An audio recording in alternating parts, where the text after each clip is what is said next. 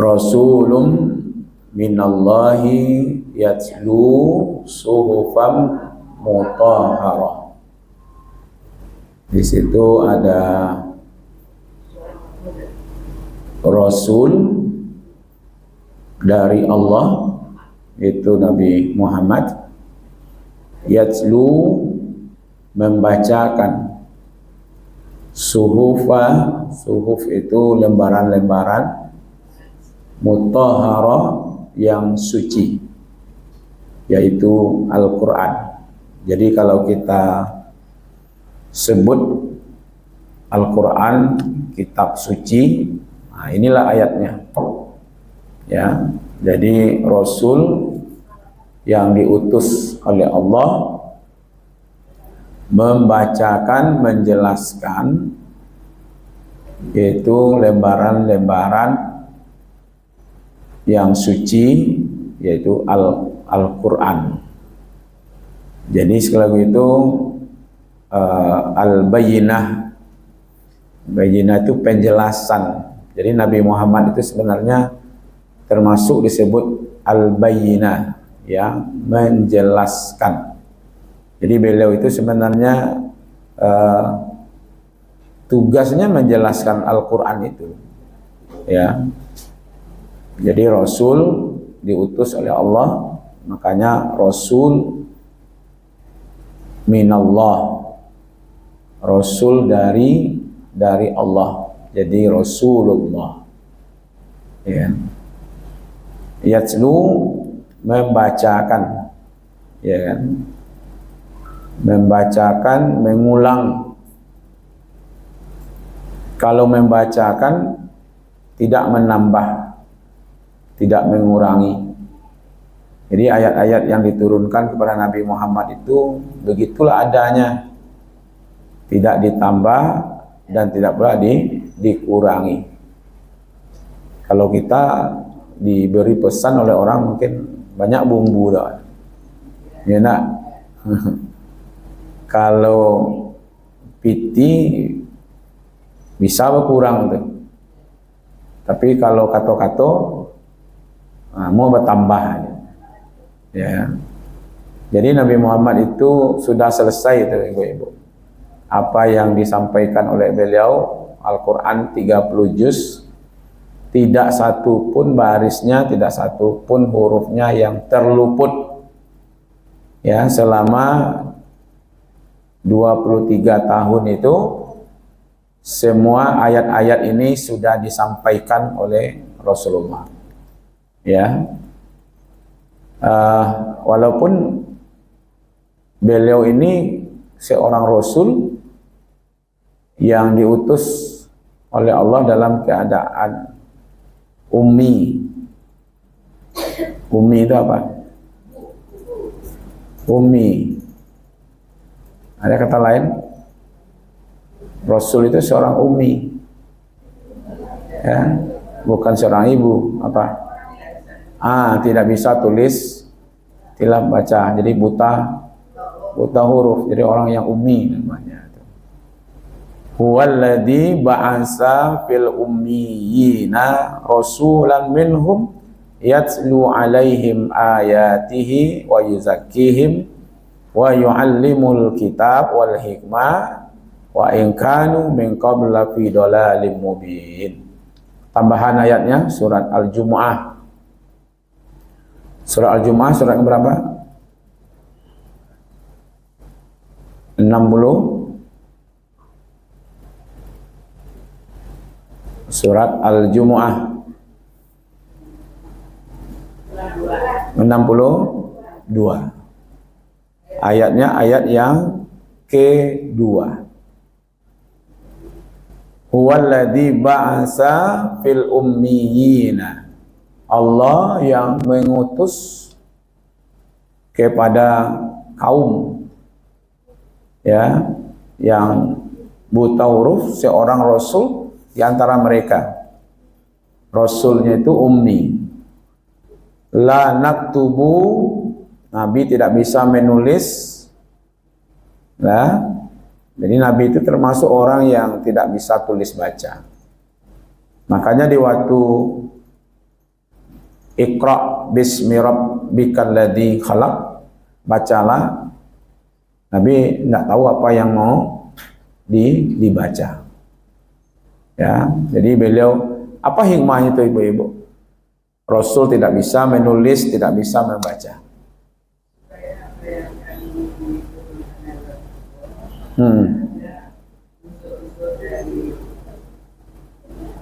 Itu salah satu hikmahnya Al-Quran itu tidak bisa dituduhkan bahwa ini adalah hasil karyanya Nabi Muhammad, karena orang tahu beliau tidak bisa menulis. Kalau bisa menulis, oh itu karangan kok, ya kan? Jadi Allah sebenarnya sudah menyiapkan strategi. Kalau Allah ingin kan tidak sulit ibu-ibu untuk menjadikan orang bisa menulis, bisa membaca kan. Ini strateginya salah satu adalah beliau Umi tidak bisa membaca, tidak bisa menulis itu. Sedangkan itu masih dituduh orang juga kan.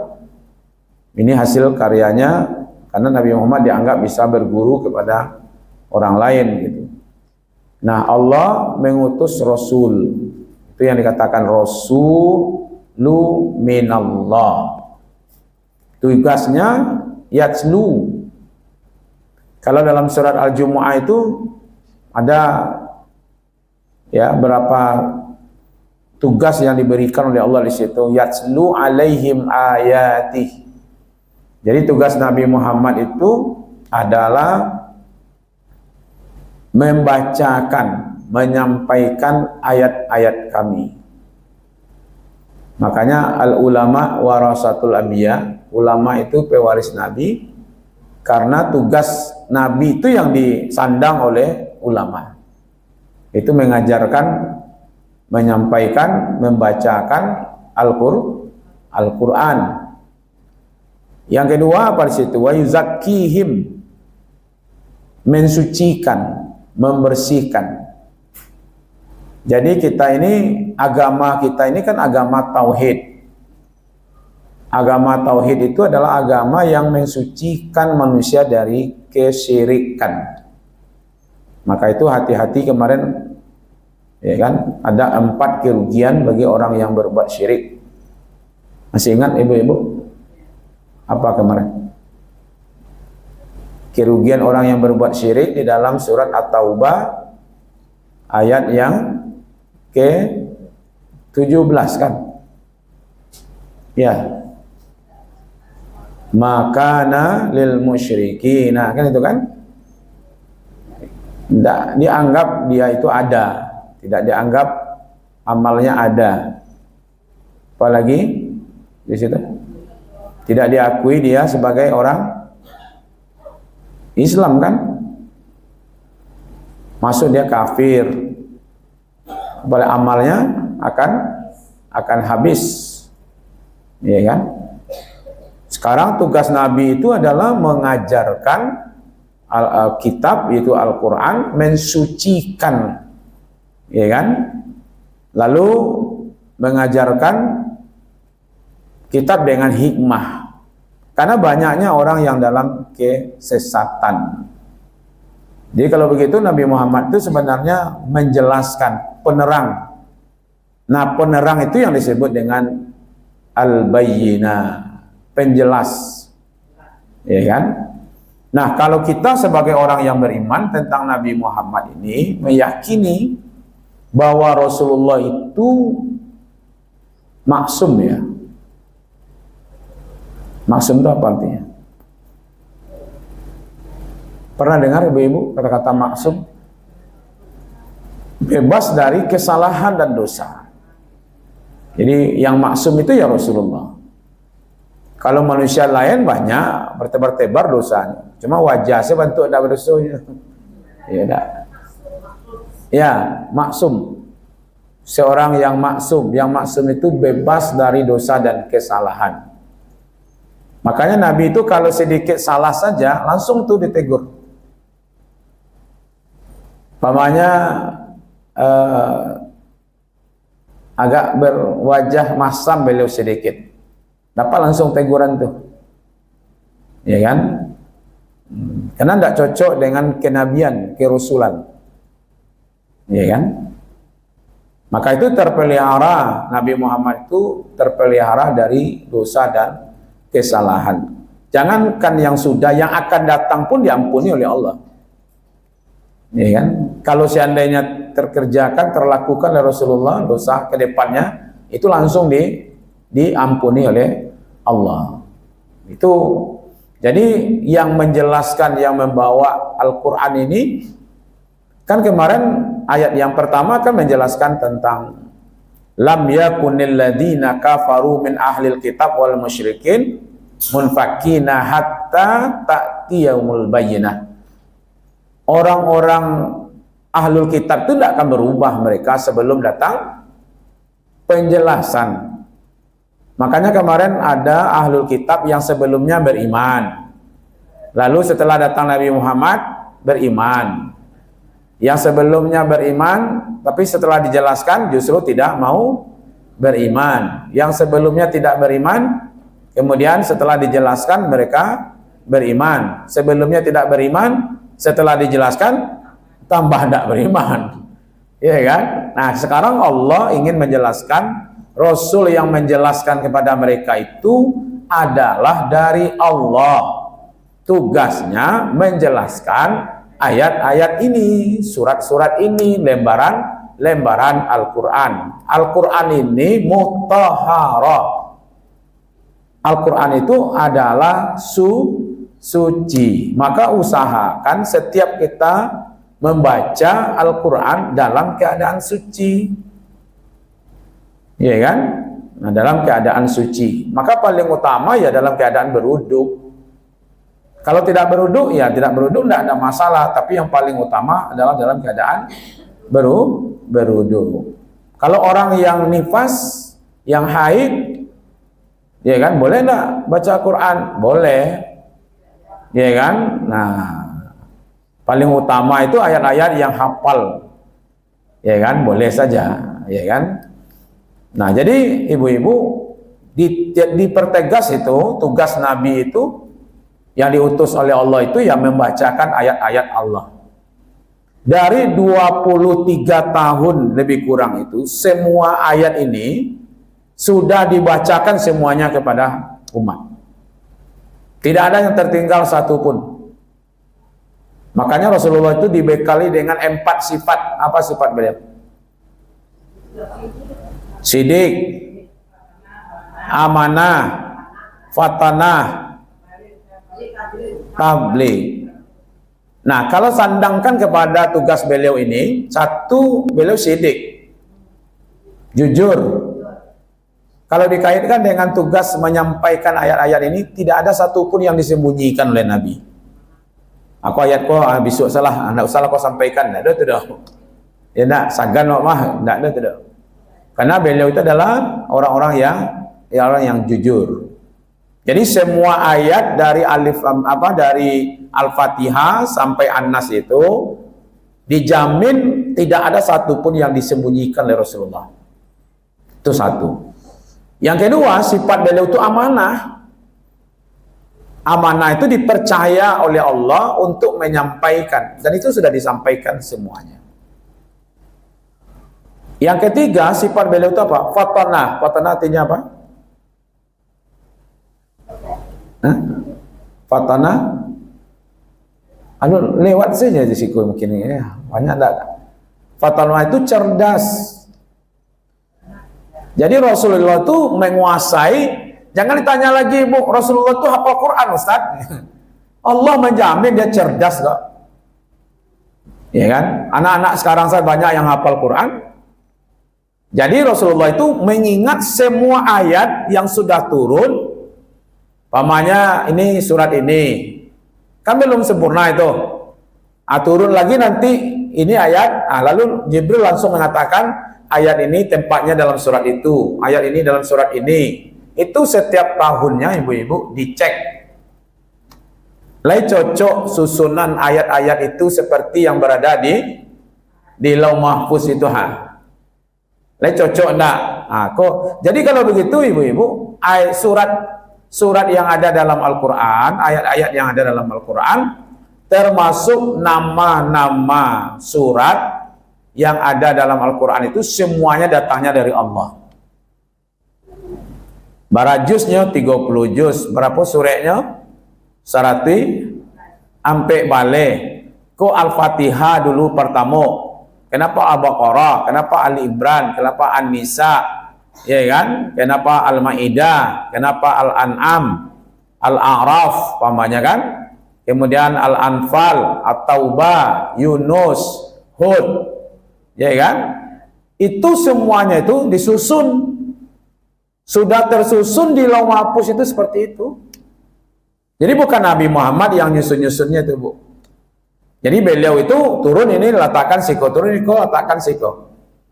Nah, kalau ayat yang pertama turunnya adalah Iqra bismi rabbikal ladzi khalaq, 5 ayat, itu sesuai dengan kebutuhan. Nya ada kepala, leher, dada, perut, lutut, kaki. Kenapa paru dulu yang turun? Ya karena yang sakit itu ke parunya. Nah, turunan untuk baik paru itu dulu. Ya. Walaupun ayat atau surat yang pertama itu surat Al-Fatihah, tapi yang dibutuhkan pertama itu ya tentang Iqra bismi rabbikal ladzi khalaq, khalaqal insana min 'alaq, Iqra wa rabbukal akram alladzi 'allama bil qalam. Maka itu terjawab itu. Jadi walaupun ayat pertama turun itu Iqra bismi rabbikal ladzi khalaq, tapi ternyata di dalam Al-Qur'an dia tidak berada di urutan pertama. Nah, urutan itu diatur. Lalu Nabi Muhammad itu mengajarkan Al-Qur'an.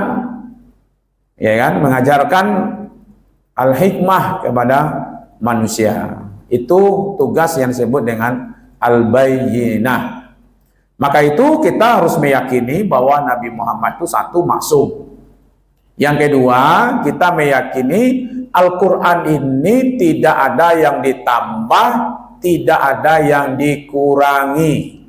Al-Quran yang ada di tangan ibu-ibu kini itu sama dengan Al-Quran yang ada di tangannya Nabi Muhammad. Ya, tidak ada yang kurang itu, tidak ada yang kurang. Kalau ada pun ada tambahannya dulu di masa Nabi belum berbaris, belum bertitik, itu aja. Karena orang Arab dia udah biasa lah dengan bahasa mereka kan. Makanya aku salut orang Arab tuh ibu-ibu ketek-keteknya pandai bahasa Arab. Hah? Iya, orang Arab tuh pandai bahasa Arab. Ya. Kita ini sebenarnya kalaupun tidak ada titik, tidak ada baris, ibu pandai juga baca, yakin lah bu. Buatlah Bismillah itu, Bismillahirrahmanirrahim. Hilangkan titiknya, hilangkan barisnya, pandai tidak bu baca itu? Hah? Tidak, kalau kini kok dihilangkannya barisnya lah hafal kan? Asal mulanya orang Arab tuh, nyolah hafal dia bahasanya, ya kan? Tentunya pandai ya. Awak kok non Arab, orang Ajam namanya bu. Orang Arab yang non Arab itu orang Ajam. Makanya diberilah Al-Quran itu baris, diberi titik itu karena banyak orang yang tidak dari Arab. Al-Quran itu hudal linnas, bukan hudal lil Arab, petunjuk buat manusia ya. Jadi Al-Quran yang ada di tangan kita hari ini sama persis dengan Al-Quran yang ada di tangan Rasulullah. Tidak dikurangi titiknya, tidak dikurangi hurufnya, ya kan? Ayatnya apalagi tidak ada yang dikurangi, ya kan? Itu satu.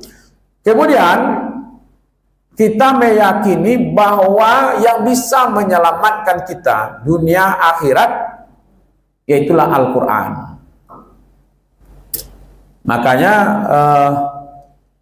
surat Al-Fatihah itu ibu-ibu disebut surat apa?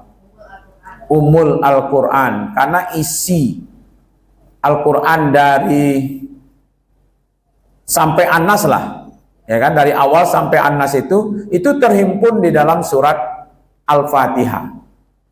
Makanya surah Al-Fatihah itu isinya ada 5 itu ibu-ibu. 1, pengenalan tentang Allah.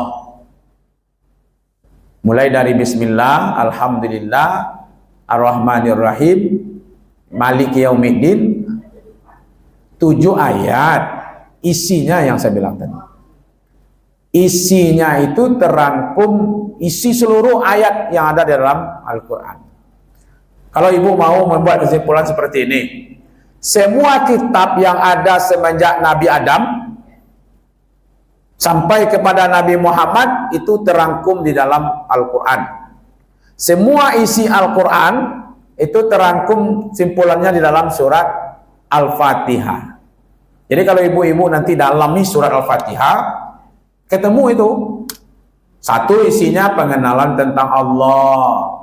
Yang kedua isinya di situ adalah bagaimana berinteraksi dengan Allah. Nanti ada kalimat iyyaka na'budu wa iyyaka nasta'in. Ya kan? Di dalam surah Al-Fatihah itu nanti ketemu bagaimana selamat dunia dan akhirat. Ada dalam itu. Ya kan? Nah, di dalam surah Al-Fatihah itu nanti ketemu kisah-kisah, Bu. Cerita-cerita. Cerita tempo dulu, baik cerita tentang orang baik ataupun cerita tentang orang yang tidak baik. Ada tuh dalam surah Al-Fatihah tuh. Coba apa contohnya tuh? Nah, ghairil maghdubi alaihim. Itu cerita tentang orang yang tidak baik. Orang yang baiknya yang mana? Siratal ladzina an'amta alaihim. Ya kan? Jadi Al-Quran bercerita tentang orang-orang yang diberi nikmat. Sebelum kita ini, siapa itu orangnya? Siapa orang yang beri nikmat di situ? Hah? Orang yang diberi nikmat di situ 1 minan nabiyina was-siddiqina was-syuhada was-salihin. Siapa orang-orang yang diceritakan di situ, yang dimukai, orang-orang yang disesatkan? Itulah Yahudi dan Nasrani yang disebut dengan ahlul kitab. Nah, kembali lagi kepada ahlul kitab tadi. Ya kan? Ahlul kitab itu ada yang beriman, ada yang tidak beriman. Maka di situ kemarin pakai min ahlil kitab. Lam yakunil ladzina kafaru min ahlil kitab. Minnya itu sebagian dari ahlul kitab. Itu ya. Jadi kalau ingin selamat dunia dan akhirat, ya pelajarilah Al-Quran. Nabi Muhammad itu membaca Al-Quran itu berulang-ulang kepada sahabat. Jadi bukan sekali saja lalu habis selesai, enggak. Maka itu ibu-ibu bacalah berulang-ulang, tambah lagi, lihat lagi, sering. Semakin sering dibaca, semakin muncul rasa, Bu. Hari ini baca ini, lain rasanya. Besok diulang lagi itu baca balik, lain rasanya. Aduh sih rasa yang baru, aduh sih rasa yang lain gitu. Dijamin ibu-ibu tidak akan pernah bosan. Cumalah ibu dengar lagu. Hari ini kau dengar, besok tu dengar balik, besoknya dengar itu balik, besoknya itulah habisnya sudah tu lah bosan saya tu mah. Makanya hari ini viral, besok ya habis dia. Atau pernah ibu-ibu merasa bosan baca Al-Quran? Itu Al-Fatihah tu sajak ketek-ketek ambo dulu ibu membacanya sampai kini tetapnya membaca. Iya enggak? Iya kan? Entah barangkali sehari semalam baca Al-Fatihah, tidak pernah bosan kan? Oke lah, tapi ada rasa enggak? Alah bosan mau ikut kaiko sih, ada enggak? Cuma lah ibu dah baca koran yang kapatang baca, kini baca lah balik, besok baca balik, apa koran? Ya.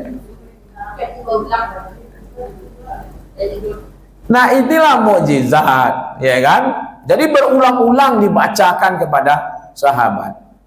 Jadi Rasulullah itu dari Al-Fatihah itu semuanya sudah hafal, ya kan? Dan itu disampaikan gitu, ya kan? Nah, tidak ada yang terselip dari Al-Fatihah sampai An-Nas, tidak ada cialanya yang terselip ke situ bahasa-bahasa lain. Itu harus diyakini. Nah, itu yang disebut mutahharah, suci barasia. Kalau ada pendapat orang masuk ke dalam, nah itu tandanya sudah tidak suci lagi. Begitu Allah menjaga kesucian. Kenapa? Nah, di dalam surat Al-Hijr ayat 9 itu dinyatakan inna nahnu nazzalnal zikra wa inna lahu lahafizun. Itu jaminan. Jadi suhufan mutahharah itu adalah sesuatu Allah yang menurunkan Al-Quran itu, kemudian Allah yang menjamin, menjaga Al-Quran gitu, ya kan? Maka itu Rasulullah sebagai seorang Rasul juga disebut sebagai Al-Bayyinah, ya, yaitu penjelas. Kemudian suci, Al-Quran itu suci, mutahharah. Apa maksudnya suci? Suci dari kebatilan. Jadi tidak ada yang bisa, satu orang pun tidak bisa, Bu. Walaupun berkumpul semuanya untuk mencemarkan Al-Quran, tidak akan bisa. Sampai hari ini ada sedang menyimpang, ya, dikurangi. Apa yang dikurangi? Pokoknya bacaan sajalah, Bu. Bacaan date pindahan ke bawah. Itu sementara orang tahu itu. Karena Al-Quran itu cara Allah memelihara itu ada yang langsung, ada yang melalui malaikat, dan ada melalui hamba-hambanya yang menghafal Al-Quran. Itu makanya ibu-ibu, kalau seandainya seluruh kitab-kitab yang dianggap suci oleh manusia, pamannya apa yang ada sekarang? Kitab Kristiani apa kitabnya? Bible. Yahudi, Taurat. Ada Zabur. Apa lagi? Pamannya ada kitab Weda, kitab apalah yang ada. Ya kan?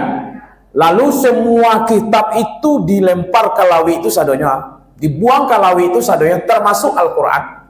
Yang dicetak itu sadonya, campaan ke lawi itu sadonya, dan seluruh buku-buku yang di kalangan manusia buang ke lawi sadonya, kemudian minta untuk menulis kembali dari A sampai Z, hanya satu yang bisa akan ditulis. Apa yang bisa ditulis? Al-Quran. Kenapa? Karena Al-Quran itu banyak disimpan di dalam kepala-kepalanya orang-orang penghafal Al-Quran.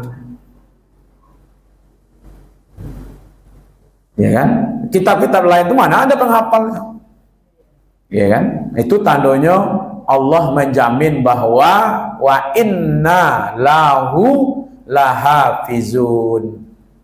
Dan sesungguhnya kamilah yang menjaga Al-Quran tersebut. Maka itu Ar-Razi menjelaskan Al-Quran itu adalah bukti kenabian Nabi Muhammad. Kalau itu bukti kenabian, maka akhlak Nabi itu adalah Al-Quran. Ya, jadi kalau ditanya orang, apa akhlaknya Rasulullah? Al-Quran. Ada satu riwayat menjelaskan, dibacakan tentang akhlak Nabi itu, itulah surat Al-Mu'minun. Ibu boleh buka surat Al-Mu'minun. Jadi kalau ingin akhlaknya Rasulullah, bukan. Surat Al-Mu'minun, surat yang ke-23. Coba baca. Ayat satunya. Sampai ayat 11. Jadi waktu ditanyakan, apa itu akhlaknya Rasulullah? Akhlak Rasulullah itu adalah Al-Quran. Maka ada yang membacakan surat Al-Mu'minun mulai dari ayat 1 sampai 11. Apa ayatnya? Dimulai dengan qad aflahal mu'minun. Sungguh beruntunglah orang-orang yang beriman. Siapa dia? Alladzina hum fi sholatihim khashi'un.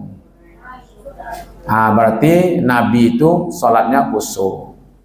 Walladzina hum 'anil lagwi mu'ridun. Berarti Nabi itu menolong barang yang dianggap tidak berharga. Nggak ada yang sia-sia di situ. Ya kan? Walladzina hum lizzakati fa'ilun, yaitu orang yang membayarkan zakatnya. Walladzina hum li furujihim hafizun, orang yang menjaga kemaluannya, kehormatannya, kecuali terhadap istri dan budaknya yang menjadikan istrinya. Kemudian nanti walladzina hum li amanatihim wa ahdihim raun, mereka menjaga amanah dan menjaga janjinya. Walladzina hum ala salawatihim yuhafizun, mereka memelihara salatnya. Barulah dikatakan ulaika humul warisun, mereka lah yang akan mewarisi. Alladzina yarisunal firdaus, yang akan mewarisi surga firdaus. Awalnya dimulai dengan beruntung orang yang beriman, lalu diakhiri dengan penghuni surga firdaus, lalu mereka kekal di dalamnya. Ibu-ibu, jadi makanya untuk masuk surga, ibu-ibu ringan banah amalan ibu, ya. Hah? Kan ada kemarin itu 4. 1, kerjakan yang wajib, sholat wajib, puasa wajib. Kemudian yang kedua di situ pelihara kemaluan, kehormatan. Yang ketiga taati suami, lah selesai mah.